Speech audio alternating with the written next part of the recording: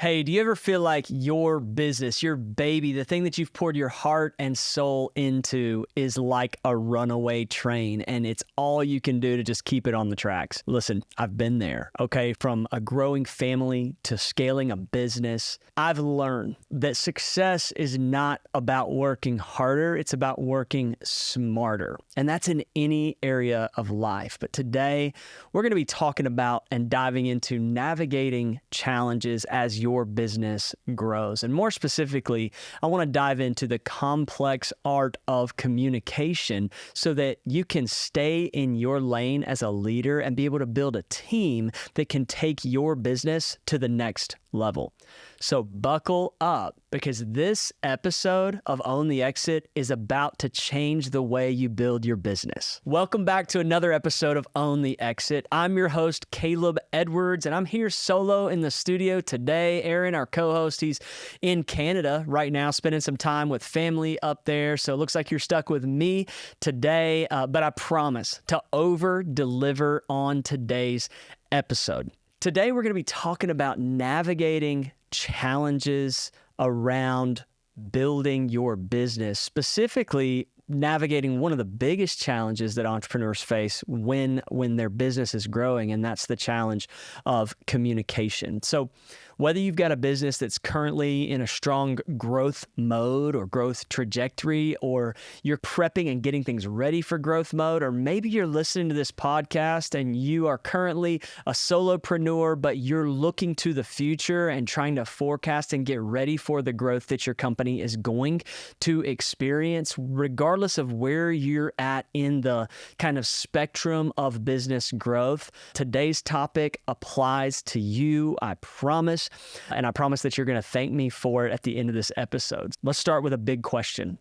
Why is communication such a big challenge when a business is growing? Brooks' Law puts it pretty simply. Adding manpower, and Brooks' Law is anchored by this adage, right? That says adding manpower to a late software project makes it later. It goes on to say people and months are interchangeable commodities only when tasks can be partitioned among many workers with no lines of communication between them. So let me break that down and make it ultra simple. Adding more people to a team, to a project, to your company does not create efficiency. It creates complexity. You would think that by adding manpower, that things would just get done faster, get done easier, right? As they say, more hands make for light work, but that only really works if those people don't actually need to communicate with each other. And in the real world of today, in today's economy, in today's business environment, we're not hiring employees to simply pick up heavy objects together and move them from one place to another in a straight line, right? A growing business requires a growing team to be able to solve the challenges of that growing business. But the problem is those teams have to be able to work together. And that is where communicating is absolutely critical. And therein lies a much bigger challenge for a growing business. I want you to let this fact settle in. If you've got a team of 3 people, you and 2 employees, then there are 3 lines of communication that need to be managed. The communication between you and employee number 1, you and employee number 2, and the communication between employee number 1 and employee number 2. But if you just add 4 people, how many lines of communication now exist with a team of 7? In a team of 7, there are 21 lines of communication. And so now there are 3 times more opportunities for communication breakdowns than there are people working in your company. Add another 4 employees, go from 7 employees to 11 employees. Now there's 55 lines of communication in your business, or 55 new opportunities for communication breakdown. Scale your company to 50 people. Now there's 1,225 lines of communication that are all happening, and those lines of communication have to be managed. Can you see how this could become a big challenge for a company that's growing or a company that grows really rapidly or really fast?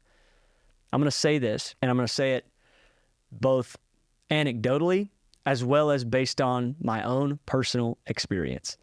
Failure to build processes and infrastructure around managing communication in your business will be the death of a growing company. So what I want to do today is give you 4 keys to navigating communication challenges so that you can get ahead of most entrepreneurs and business owners in this area. And key number 1 is this. It's the rule of 3 and 10.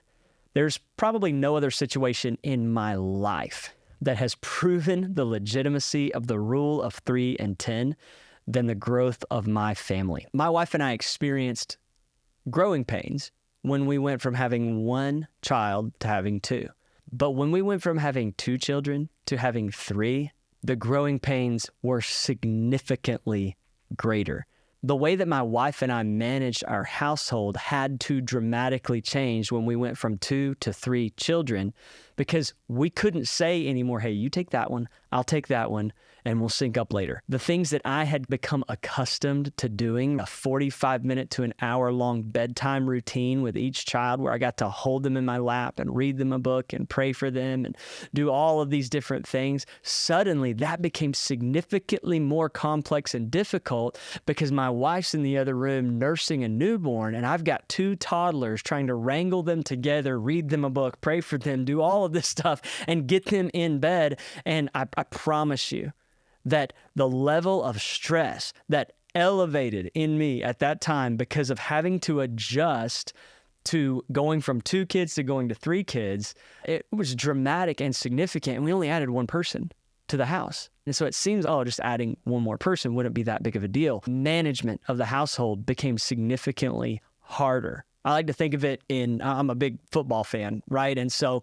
there's man-to-man defense. It's, hey, you pick your man and stay on him. And then there's zone defense, where it's you just got to cover an area of the field. And anytime somebody comes in there, you got to take care of business, right?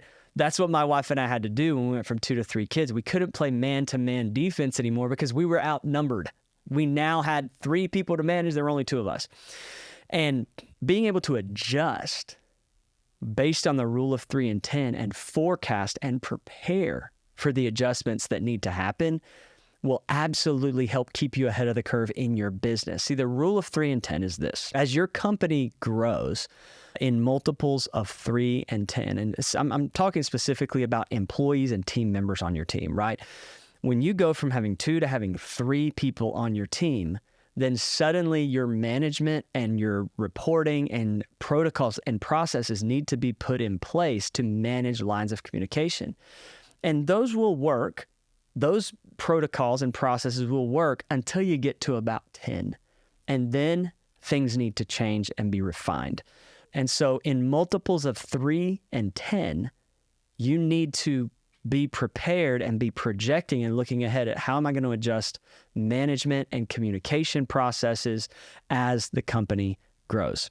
Think of it this way. When you get to 3 people, some simple protocol has got to be put in place to report back on the communication that happens so that everybody stays in the loop, because there's conversations now that are happening that you're not a part of or that one other person in the team may not be a part of. There's got to be a way to communicate back on that so that everyone stays in the loop. Then when you get to 10 people, you can no longer thrive as being in the role of being everybody's direct report. So now there's got to be some management protocols and some reporting that's put into place. And what that means is delegation, right? You're going to have to then begin removing yourself from being involved in every single decision that happens within your company. And this is one of the hardest things for entrepreneurs to do, because your company is your baby, right? And this is where your company has grown to the point where you're going to have to start trusting some other people to make decisions on behalf of your company. And it's like raising a child. When a child gets to a certain age, you have to start trusting other people to be able to speak into that child's life, right? They're going to start going to school. They're going to start being involved in church groups and things like that. And it's going to be to your benefit and to their benefit for there to be other people involved in speaking into that kid's life. It's the same with your company. As your company grows, there's going to be different moments in that growth where it's good and healthy for other people to start bringing vision and ideas and speaking into the life of that business. But that's going to involve you being able to delegate and trust other people. And that typically becomes absolutely critical to your company once you've grown from 3 to 10. And then though, everything's going to change again in multiples of 3 and 10. So when you get from 10 to 30, now your protocols are going to change again because the org chart gets expanded. Then when you get from 30 to 100, then from 100 to 300, then from 300 to 1,000 and on, most of you, your company may not ever grow that big, but being able to forecast based on the rule of 3 and 10 is going to help you stay ahead of the curve in making sure that you've got communication protocols and infrastructure in place to manage the conversations that are happening within your company. So the takeaway from key 1 is knowing and trusting in the legitimacy of the rule of 3 and 10 is going to help you forecast on communication processes when they need to be updated and refined. It's going to help you stay ahead of the curve rather than playing catch up. Key number 2, staying in your lane as a leader. Starting right now, and by right now, 10 years ago, right? The best time to plant a tree was 20 years ago. The second best time is today, right? Starting right now, you should be putting significant work and effort into identifying and knowing clearly what your strengths are and what your weaknesses are. If you've not already done that exercise, then you should be looking to understand and have a significant amount of self-awareness so that you know what you're great at and what you're not great at. Because, and here's why this is important, at the core of efficient and healthy communication is this concept of trust. If you do not have trust that exists within your company culture, then your company's communication is going to suffer. But if people trust you, then they'll follow your lead. So how do you purchase trust? It starts with knowing your strengths and knowing your weaknesses. Your people, they'll admire you for your strengths. And the whole team's going to thrive when you are operating primarily in your unique abilities, your strengths. But not only will people admire you for your strengths, people will connect with you because of your weaknesses and because of your recognition and acknowledgement of those weaknesses. And if all you have is admiration without connection, then not only is your team not going to feel connected to you or valued by you, they'll also not be able to trust in their ability to make decisions without your constant oversight, your constant approval, and your constant attention. And that is going to steal your time from being able to walk in and operate in your unique abilities and strengths, because you're going to get pulled into every single conversation that you don't need to be in. And that's going to hurt the communication amongst your team because they're not going to feel confident in their ability to communicate things on things and make decisions and do things without your constant involvement and, checking the box and putting your stamp of approval on every single thing that happens. Now, a caveat is that when there are big, trajectory shifting decisions that need to be made, you obviously need to be driving the ship on making those decisions as the business owner. But when it's daily decisions that are repeatable, that are consistent, that, if the decision gets made wrong, it's not going to tank the company. It's just going to maybe create an opportunity to come up with a new solution. You need to be able to trust those people with those decisions and not have to be involved in all of those.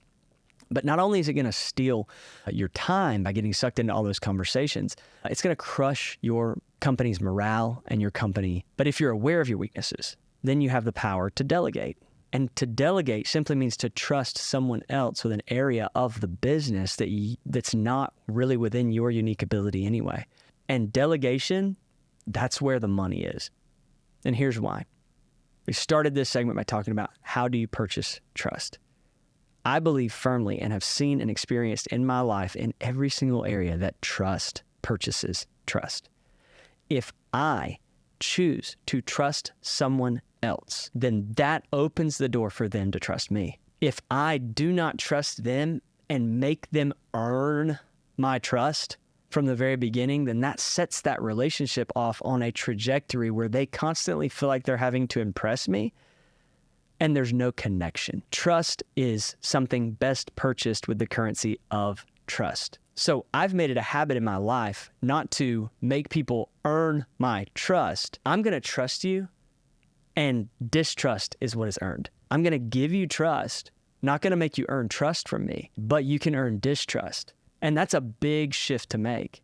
It's trusting that people are going to do the right thing. They're going to do the thing that's in your best interest and the best interest of the company. And that's going to forge a connection where there's open lines of communication, right?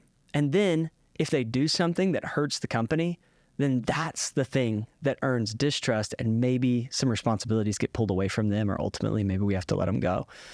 But by knowing your weaknesses and trusting your team to carry out those parts of the business, you're positioning your company, your team, your organization for healthy and efficient communication. Because ultimately, we've already talked a little bit about this, but as the visionary and business owner, your time is best spent on high impact activities. And you're going to have the most impact when you are the strongest and when you're walking in your strengths. You're going to have the most impact in those areas, the areas where you are strong. And your team is going to have the most impact in the areas where each of them is strongest. So getting the right people in the right roles sets you free to do things that really move the needle for your business, and it actually sets those people up for success in their role as well. And communication becomes so much easier when everyone's playing to their greatest strengths, and that includes you at the top. And that kind of leads me into key number 3. Key number 3 is building the right team, okay? There's so much that could be said here. Could probably do multiple podcasts just on this one subject, but I really just want to give you one main thing that is, I think, the most important to building the right team. What is the one thing that is most important to building the right team? And that is alignment of values. Building a company is building a community. Within every community, there is a culture. That culture is going to form one way or another. It's either going to be a result of your intentionality in establishing that culture and protecting that culture, or it's going to be a result of your apathy in establishing and protecting that culture. It will form. It'll either form because of you or in spite of you. The best companies, though, with the best communication, have the best cultures, and that doesn't happen by accident. I've heard it said before by Dave Ramsey, who's built a phenomenal company. Whether you agree with his debt strategies or not, no one can argue that Ramsey Solutions is an ironclad brand, and he's built a legitimately awesome company with an awesome company culture. And he has said before that to establish culture within your company, you have to do it when there are more of us than there are of them. More of us than there are of them. So us is the people that align with the values that you as the leader desire and champion, and them are the people that will simply adapt to whatever the culture, especially when a company's in early stages of growth. It's important to, number one, determine what your actual core values are as a company. Number two, you need to vet potential new hires based on how well they align with those core values.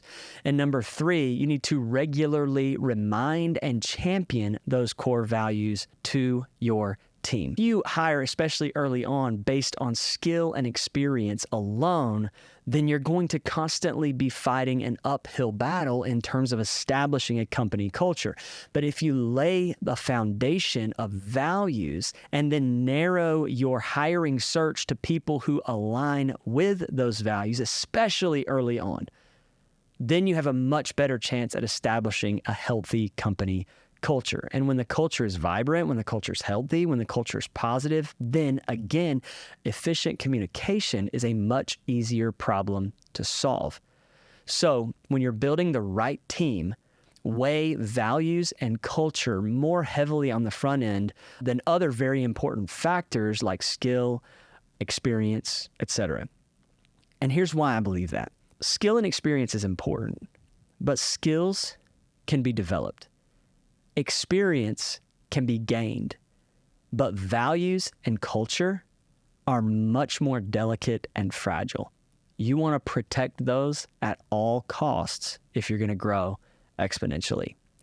So key number 3, build the right team, and that starts with prioritizing values and company culture. Key number 4, the last key I've got for you, is a little bit more tactical. It's SOPs, technology, and reporting. As you grow your business, you're inevitably going to be hiring people to do similar or the same types of tasks consistently. And at first, when it's you or maybe 1 or 2 other people, then you can oversee those tasks with kind of an outcome-based management style.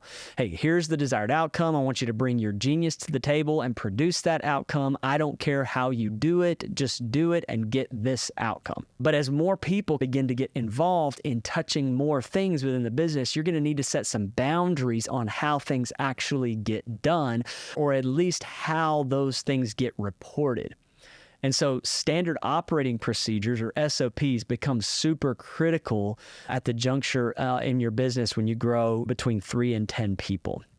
Now, if you're anything like me, you can actually still lead even a larger or growing team with an outcome-based leadership style, where you're constantly inviting people to bring their genius to the table and solve new problems in new ways and be innovative and solutions-oriented. Not just invite people to be a kind of a cog in the machine, but there still needs to be a record and a report of the process that they took to achieve those outcomes so that it can be critiqued, it can be improved upon, and it can even be corrected. Because eventually the ones who bring the most genius to the table in your company are going to be trusted with a team of their own, right? They're going to be promoted. They're going to climb the ranks in your company. They're going to be trusted with a team of their own, and they're going to need to be able to communicate the genius in them via SOPs, standard operating procedures.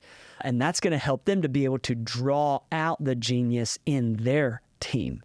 So if Isaac, who's sitting right over here off camera, if Isaac, our marketing director, brings his genius to the table, but he doesn't record his processes and document his processes, then he's not going to be able to effectively and efficiently communicate those processes to a new team member. His desired outcome should be for them to take what he has done and improve on it. Because we are a growth-minded company, always adapting, always improving. But if the current process isn't documented and reported clearly, then there's no baseline for us to be able to gauge improvements in the outcome, and it cripples that new hire's ability to bring their genius to the table, right? So having SOPs, clear documented processes for everything that happens in your company becomes absolutely critical to see your company grow and not face a ton of communication challenges, right? And besides, though, just documenting SOPs, utilizing different technology and tools to streamline the flow of information within your company is also equally as important. At our firm, we basically have 3 simple communication tools to manage every single line of communication in our company. Number 1 is we use email for external communication with our investor clients or with anyone who's outside of our company. We then use Slack for all internal communication amongst our team members, and we've got dedicated channels where everybody has visibility into all the conversational flow that happens within the various teams. And then we use Asana for task and project management. Anytime a communication or conversation moves to something that somebody needs to do, then it gets assigned to that person with a deadline, and everyone else has visibility into those tasks, those projects, and those deadlines. And all 3 of those communication tools integrate with each other so that our team can easily move a Slack conversation to a task or an email conversation to a task with just a few keyboard strokes. And so it makes it very efficient. And so creating clear roles and responsibilities to reduce unnecessary communication, right? Using technology, using reporting, creating SOPs, all of those kind of things are absolutely critical to managing communication in a growing company. So let me recap real quick. The 4 keys to successfully managing the challenge and navigating the challenge of communication in a growing company. Key number 1, the rule of 3 and 10. Believe in and trust in the legitimacy of the rule of 3 and 10. It'll help you stay ahead of the curve. Key number 2 is stay in your lane as a leader by knowing your strengths and knowing your weaknesses and being transparent and honest about both of those. Key number 3 is build the right team, and early on especially focus on alignment of values and company culture, more heavily weighted when you're vetting your hires. And then key number 4 is the tactical implementation of SOPs, technology, and reporting so that everyone can stay on the same page and everyone has a baseline from which to bring their genius to the table. I hope and believe that all of this has been helpful to you. If you found value in today's episode, then here's what I want you to do. I want you to take a moment right now. I want you to write down one task that you're going to delegate to another team member this week. Just one. Just start with one and then share it in the comments below or on social media using the hashtag scale. And if you want more insights on scaling and growing your business without losing your mind, go ahead and subscribe. Hit that subscribe button. Join our community of growth-minded entrepreneurs. Until next time, remember your business can grow without you having to do it all. So now go out there, scale with intent, and own your exit.